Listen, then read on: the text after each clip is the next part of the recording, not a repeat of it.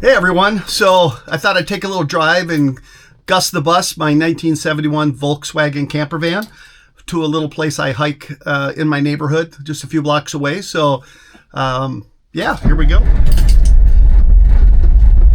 Starts up really easy. My last engine didn't start so easy. This is my new engine that was built by Chico Performance. And I didn't go super big with it either. I went bigger than stock just because for today's driving, you know, the way cars go on the highway and stuff, I just wanted something a little faster than what it would have been like driving this thing with that stock 71 engine, that 1600. So I went with a 1776 with dual carbs, and I couldn't be happier. The reason I didn't go a lot bigger than that is I just wanted some really good, solid reliability. I live in Duluth, Minnesota. It's really hilly. I don't know if you can tell, but I'm going down a big hill right now even. And, you know, it's going to work the engine quite a bit. I didn't want it to overheat. And I've had some issues with some bigger engines, but I don't know. They've come a long ways too. Maybe I would have been okay with a bigger engine. But I sure love this 1776 that Chico built for me. It sat on my garage floor for 2 years before I got around to putting it in, because I was having so much work done on my van at the time that, you know, my van was all gutted so it could be restored. So it took a while, and seeing it sit there on the floor was really hard for me to do, because I just wanted to hear it, you know, start, rip and snort, go down the road. But yeah, this thing just, hear that. I don't know how well you can hear me either right now, but yeah, this thing goes down the road really well. I built a 1776 for this van myself, and I built that probably 15 years ago. And the 1776 that Chico built compared to the one that I built, I thought I did a pretty good job. I drove it all around the country, but man, it's nothing like Chico's. Mine leaked oil from almost the moment I built it, and that was my fault. I should have went with a new case. I went with an old case, and I had a line board. And you know, some guys maybe can get away with that, but learning from that experience, I will always, if I ever build an engine myself, I will buy a new case.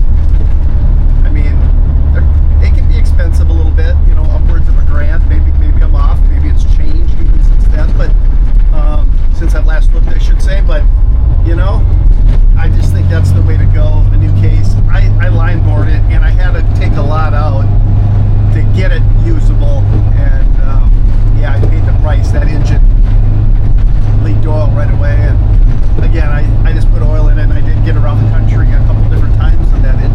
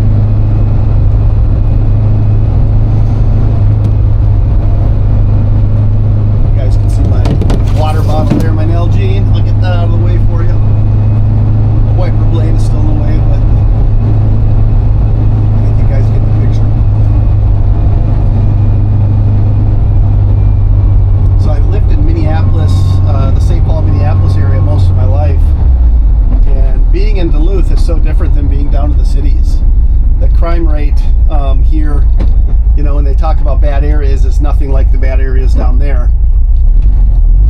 You almost got to be looking for trouble here for it to find you. Where in the cities, it could happen. That's what we call Minneapolis, St. Paul. We call it the cities. So if you ever hear me refer to it as the cities, I'm talking Minneapolis, St. Paul. But trouble can find you down there a little easier.